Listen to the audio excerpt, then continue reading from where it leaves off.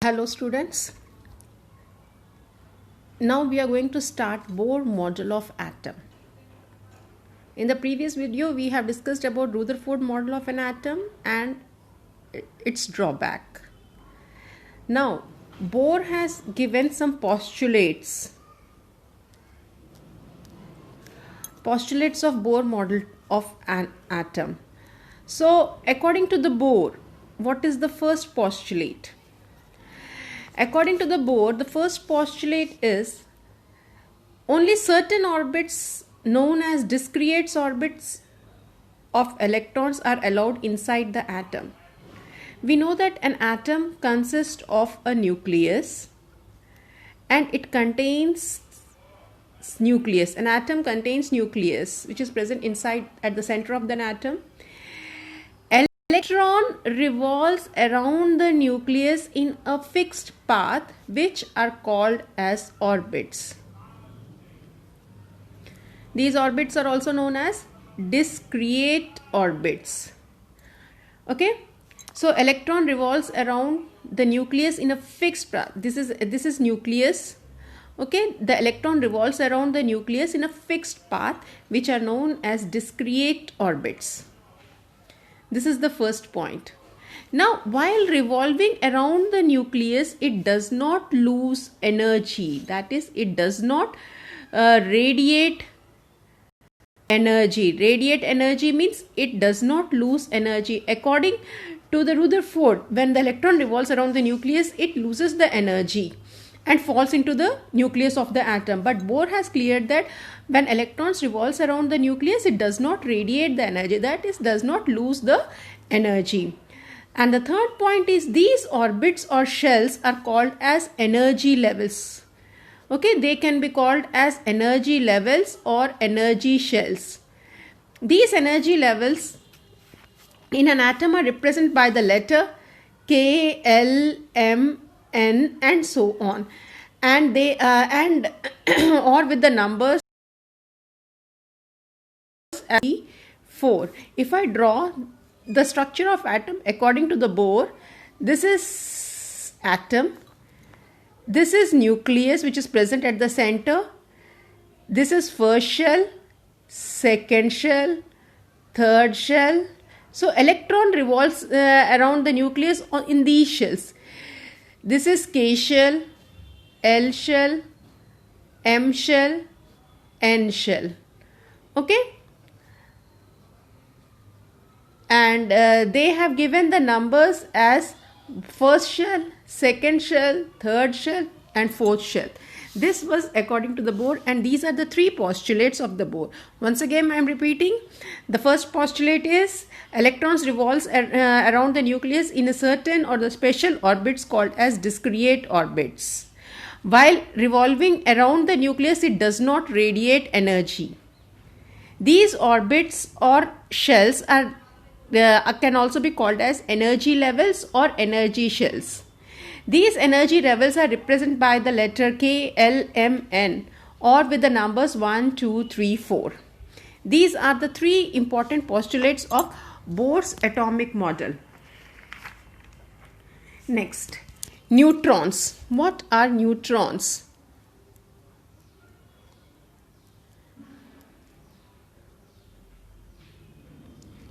Neutrons. In 1932, J. Chadwick has discovered another subatomic particles which are called as neutrons. These neutrons are represented by the letter N and it had no charge. These neutrons are present inside the nucleus. Okay, their mass is nearly equal to the mass of proton. The mass of neutron is equals to the mass of proton. So neutrons are present inside the nucleus. If this is atom, the protons and neutrons are present inside the nucleus, whereas the electron revolves around the nucleus. Okay, so the neutron is represented by the letter N. It has no charge and its mass is equals to the mass of proton. Okay, so the mass of an atom, we know that mass of an atom is sum of protons plus neutrons. So mass of the atom is nothing but sum of the masses of protons plus neutron. So neutron is the third subatomic particle which was discovered by J. Chadwick in the year 1932. Next, electron distribution. Distribution of electrons in the shells. How the electrons are distributed in the K shell, L shell, M shell and N shell. So distribution of the electrons. Now we are going to do the next topic, distribution of electrons in different shell.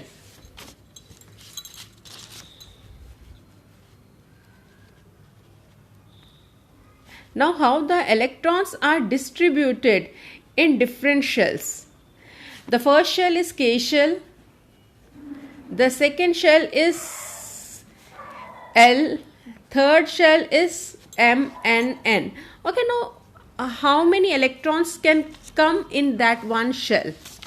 So the first one is, so we have to write some rules according to which the electrons has been added into the shells. So the rules, the first rule is the maximum number of electrons present in the shell. So how many electrons are present in the shell? Given by the formula 2n square, where n is equals to 1, 2, 3 and 4 go on. So electron distribution in different shell. We have certain rules to be followed while distributing the electrons in different shell. The first rule is the maximum number of electrons that are present in the given shell is given by the formula 2n square. So if it is, first shell is K shell. Okay, so now first shell, put n is equals to 1. What is the value of n in the first shell? 1. 1 square is equals to 2.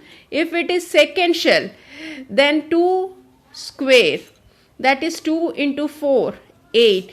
If it is third shell, 3 into 3 square, that is 2 into 9, that is 18. If it is fourth shell, 2 into 4 square, sorry 2 it is, 2 into 4 square, that is 2 into 16, 32. So in the first shell, the number of electrons present in the first shell is 2.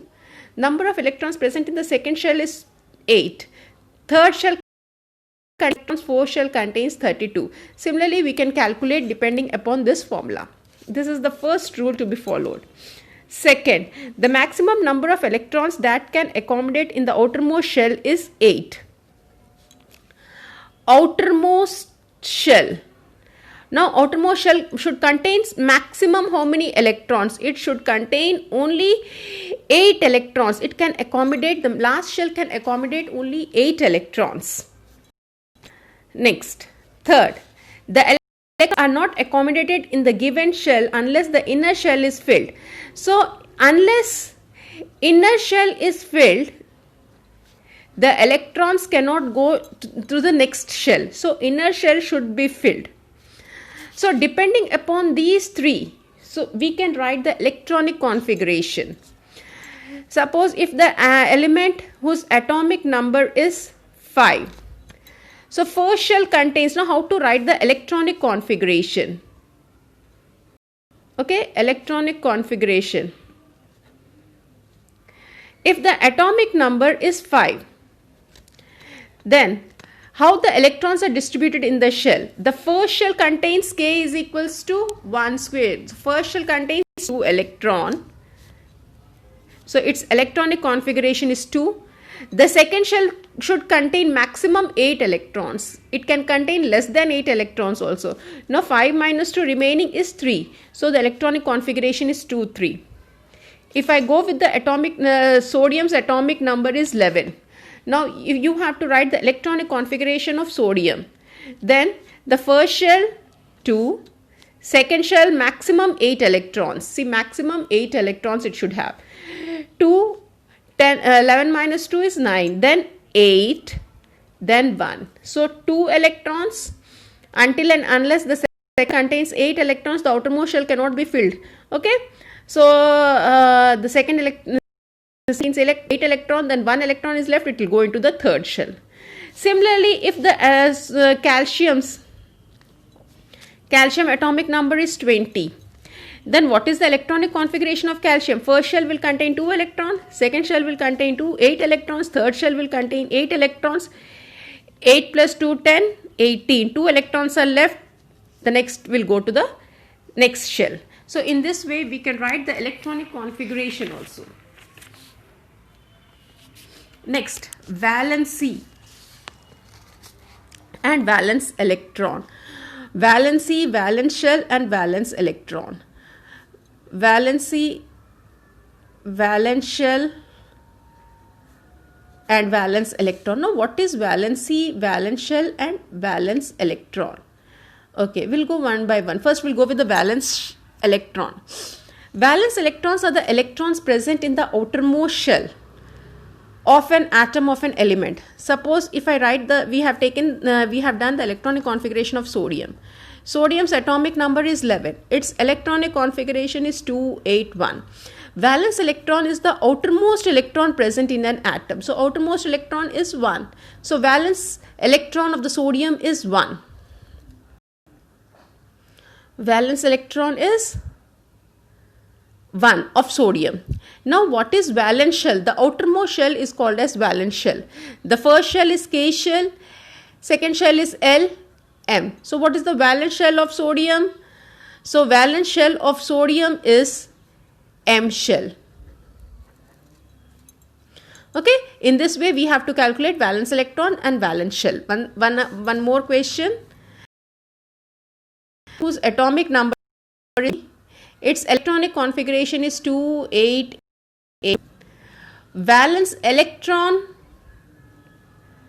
is the electron present in the last shell, that is 2. Valence shell is the last shell of the atom, K, L, M, N. So it is N shell. So in this way valence electron and valence shell we have defined. Now moving on to the valency. What is valency?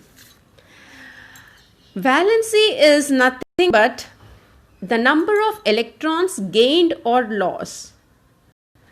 The number of electrons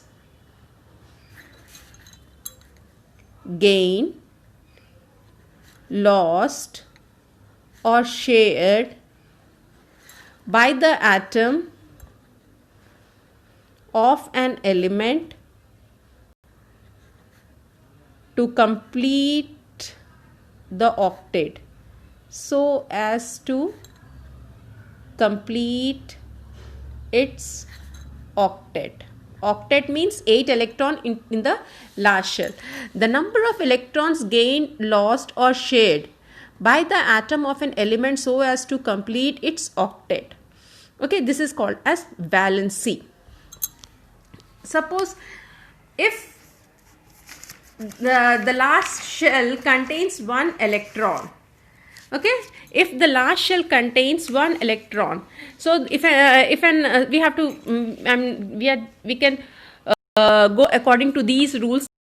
The first rule is, if the elements whose valence electrons are 1, 2 and 3, if the valence electrons are 1, 2 or 3, then the valency will be, for 1 it is 1, for 2 it is 2 and valency for 3 is 3. Okay, I can go with one example like sodium,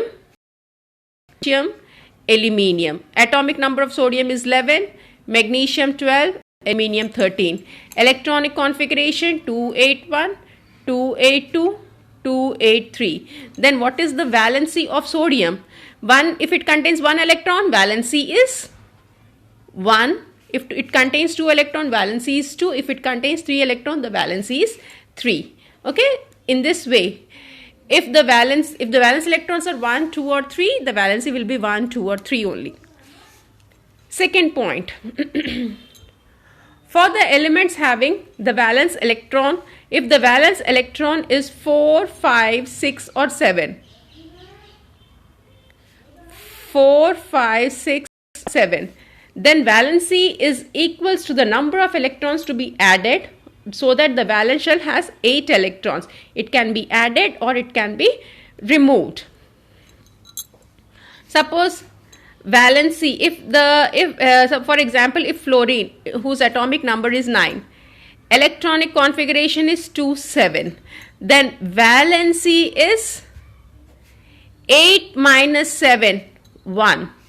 Okay, similarly, if like oxygen's atomic number is 8, electronic configuration is 2 6, then valency is 8 minus 6, that is 2. You have to subtract 8 minus 7, 8 minus 6, 8 minus 5, 8 minus 4. Okay. So the valency of 7 will be 1, 6 will be 2, 5 will be 3, and 4 will be 4. And for the noble gases, third, for noble gases, the valency is always 0.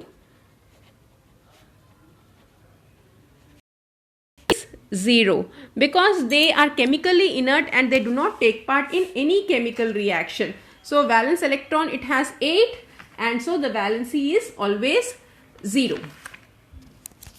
Next, atomic number. What is atomic number? Atomic number is the number of protons present in an atom. Atomic number is defined as number of protons present in an atom. It is denoted by Z. Okay, atomic number is nothing but number of protons. Then what is mass number? Mass number is nothing but sum of protons plus neutron. Sum of proton plus neutron. So mass number is denoted by letter A. So A is equals to number of protons plus neutron. A is equals to NP.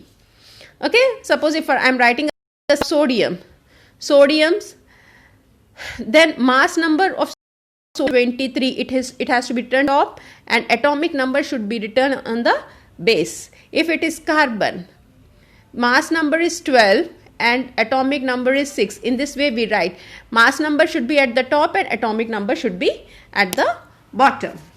So this was atomic number and mass number. Atomic number is number of protons and mass number is sum of protons plus neutron. Next, isotopes. What are isotopes? Isotopes are the atoms with the same atomic number, same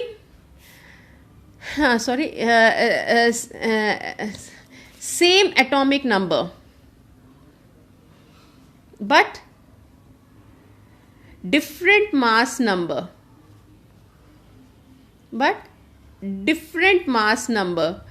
Its atomic number is same, but they have different mass number. For example, isotopes 1H1, 2H1, 3H1. See, mass numbers are different, but their atomic numbers are same.